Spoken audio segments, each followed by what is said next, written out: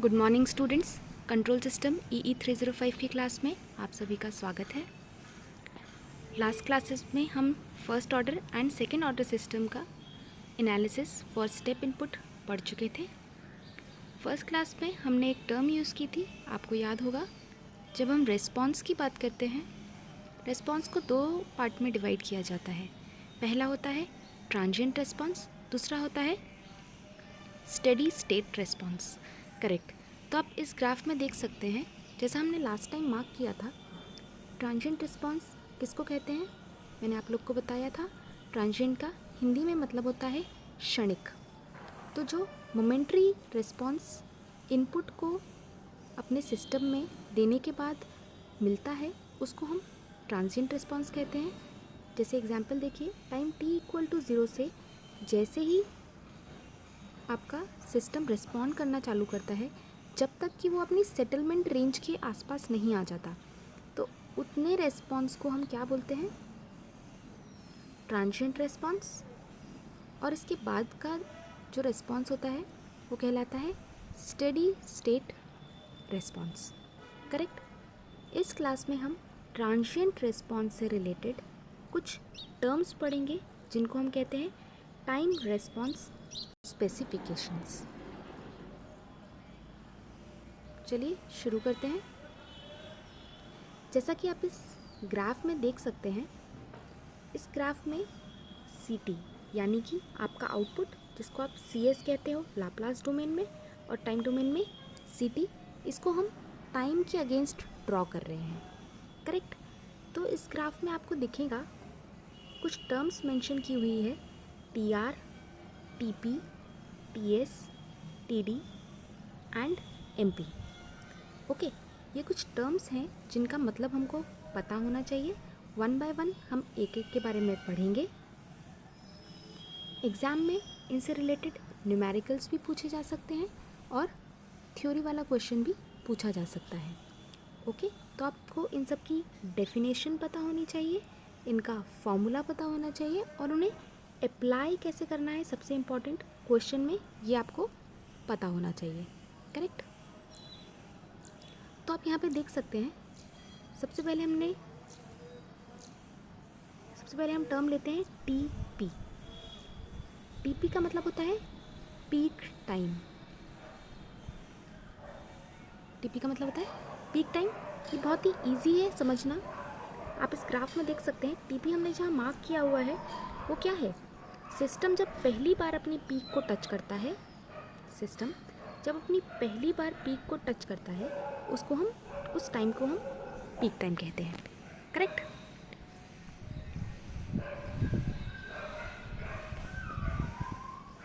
दूसरा टर्म आप देखेंगे MP। MP होता है आपका मैक्सिमम ओवरशूट। ठीक है, मैक्सिमम ओवरशूट का क्या मतलब है? पीक टाइम मतलब जहाँ पर पीक आई और वो पीक कितनी वैल्यू पर आई। ठीक है, उसका जो मैग्नीट्यूड है, मैक्सिमम मैग्नीट्यूड आउटपुट का, यहाँ पे आप प्लॉट करेंगे, इधर इसको एक्सटेंड कर दीजिए, तो आप देखेंगे मैक्सिमम मैग्नीट्यूड जो है आउटपुट का, उसको हम कहते हैं MP यानी मैक्सिमम ओवरशूट। ओके, अब इसमें एक बात जो ध्यान रखने वाली है वो ये है कि MP को हम यहाँ से लेके यहाँ तक नहीं मेजर करते हैं, 0 से लेके मैक्सिमम तक नहीं मेजर करते हैं। वो अपने मैक्सिमम आउटपुट लाइक वन जो उसका मैक्सिमम आउटपुट है, उससे कितना ऊपर ओवरशूट किया, क्योंकि हमने नाम क्या दिया है इसको, ओवरशूट किसको करेगा? वो वन वैल्यू को। तो वन वैल्यू को वो जितना ओवरशूट कर रहा है उसको हम MP कहते हैं। करेक्ट, ये आपको याद रखना है। फिर आप देखेंगे एक टर्म यहाँ पे नज़र आ रही है आपको, TD। ये देखिए, ये बॉटम मोस्ट में जो लिखा हुआ है TD को हम कहते हैं डिले टाइम। TD को हम कहते हैं डिले टाइम। डिले टाइम की डेफिनेशन होती है जब वो अपने आउटपुट वन के 50% वैल्यू यानी 0.5 को जब आउटपुट टच कर लेता है, उसमें से जितना समय लगा 0.5 तक यानी 50% आउटपुट तक पहुंचने में, उससे जितना समय लगा उसको हम डिले टाइम कहते हैं। करेक्ट। एक लास्ट टाइम बच गया है आपका TR। TR को क्या बोलते हैं? TR कहलाता है राइज टाइम। टी आर कहलाता है राइज टाइम। जब वैल्यू 1 के बराबर हो रही है, यहाँ पे देखिए जब आपका आउटपुट 1 पे टच कर गया है तो उस वाले टाइम को आप कहते हैं राइज टाइम। ठीक है, तो यहाँ पे कितनी टर्म्स हो गई? T R rise time, T P peak time, T D delay time and M P maximum peak overshoot. Okay, एक लास्ट टर्म आप यहाँ पे देख सकते हैं, टी एस लिखा हुआ है। यहाँ देखिए टी एस लिखा हुआ है। टी एस का मीनिंग होता है सेटलिंग टाइम। टी एस का मीनिंग होता है सेटलिंग टाइम, यानी जो आपका आउटपुट था वो कितने टाइम में अपने स्टेबल आउटपुट पर पहुंच पा रहा है, उस टाइम को हम कहते हैं सेटलिंग टाइम। एक बार इनका डेफिनेशन देख लेते हैं। डिले टाइम टी डी, जैसा कि हमने पढ़ा था, क्या लिखा है हम डेफिनेशन में? डिले टाइम की डेफिनेशन में लिखा है it is the time required for the response to reach 50% of the final value in the first attempt. Correct, आपको पता होना चाहिए 50% वैल्यू पे जैसे ही वो पहुंचेगा आपका आउटपुट, उसको हम कहेंगे डिले टाइम। करेक्ट, और डिले टाइम का फॉर्मूला है 1 + 0.7 zeta upon omega N. Zeta क्या है? लास्ट क्लास में हमने देखा था, damping factor, and omega N क्या होता है आपका? Natural frequency. Correct, last class में हमने एक स्टैंडर्ड इक्वेशन पढ़ी थी सेकंड ऑर्डर के लिए, वो क्या थी? s² + 2s zeta omega N plus omega N square. ठीक है, जहाँ पे ओमेगा एन तो क्या है? नेचुरल फ्रीक्वेंसी, और जीटा क्या है? Damping factor. सपोज कीजिए कोई इक्वेशन इस तरीके से लिखी हुई है +6s + 9, तो यहाँ पे आप देख सकते हो ओमेगा एन की वैल्यू कितनी हो जाएगी? ओमेगा एन स्क्वायर = 9, यानी ओमेगा एन कितना हो गया? 3 रेडियन पर सेकेंड। और ऐसे ही आप 2 जीटा ओमेगा को 6 से कंपेयर कर देंगे और ओमेगा की वैल्यू कितनी डाल देंगे? 3। 2 × 3 6, कैंसिल हो जाएगा, जीटा की वैल्यू कितनी आ गई? 1। करेक्ट,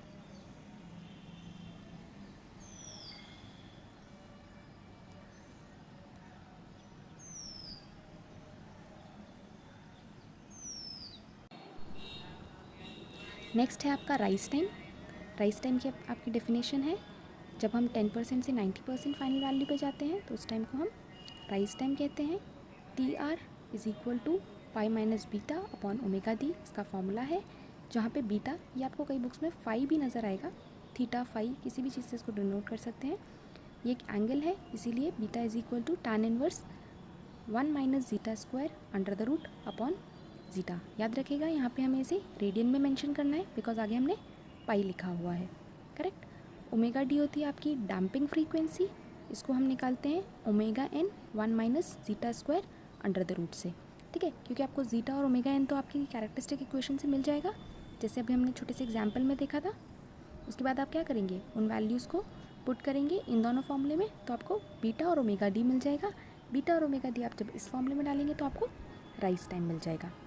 करेक्ट, ये फॉर्मूला आपको याद होना चाहिए।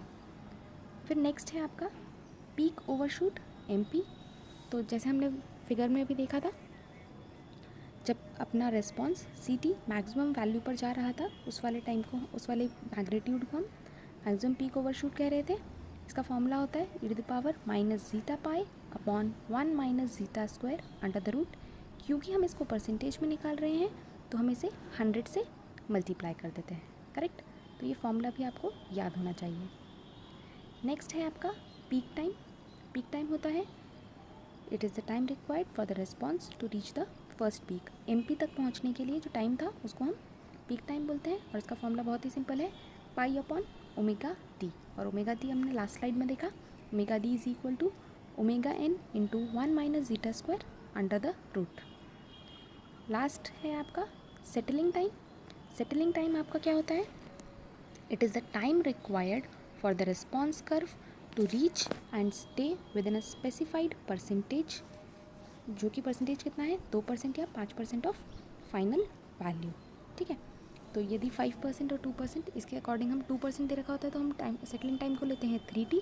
5% और होता है हमारा परसेंटेज तो हम लेते हैं सेटलिंग टाइम को 4t, and capital T is 1 upon zeta omega N. तो आपका सेटलिंग टाइम आ जाता है 4/zeta ओमेगा n। ओके, तो अभी हम कुछ क्वेश्चंस देखेंगे टाइम रिस्पॉन्स स्पेसिफिकेशंस के। यहाँ पे आपको एक क्वेश्चन होमवर्क के लिए देती हूँ, इस क्वेश्चन को सॉल्व कीजिएगा, फिर नेक्स्ट क्लास में हम इसके आंसर्स और इसको किस तरीके से सॉल्व करना है एक बार करके देखेंगे। आपका क्वेश्चन है GS is equal to 16/s into s+5। ये आपको GS दिया हुआ है, जहाँ पे आपको फीडबैक, यहाँ पे आपको क्वेश्चन मेंशन किया हुआ है यूनिटी फीडबैक सिस्टम। यदि नहीं भी मेंशन किया है तो हम HS को 1 अज्यूम कर लेंगे, ठीक है, अदरवाइज़ उन्होंने HS दिया ही होगा। फिर इसमें आपको बोला है स्टेप इनपुट दिया है क्वेश्चन में, if a step input is given calculate damping ratio, overshoot and settling time. मतलब आपको क्या निकालना है, जीटा निकालना है, MP निकालना है और TS निकालना है। करेक्ट, इस क्वेश्चन को सॉल्व कीजिएगा।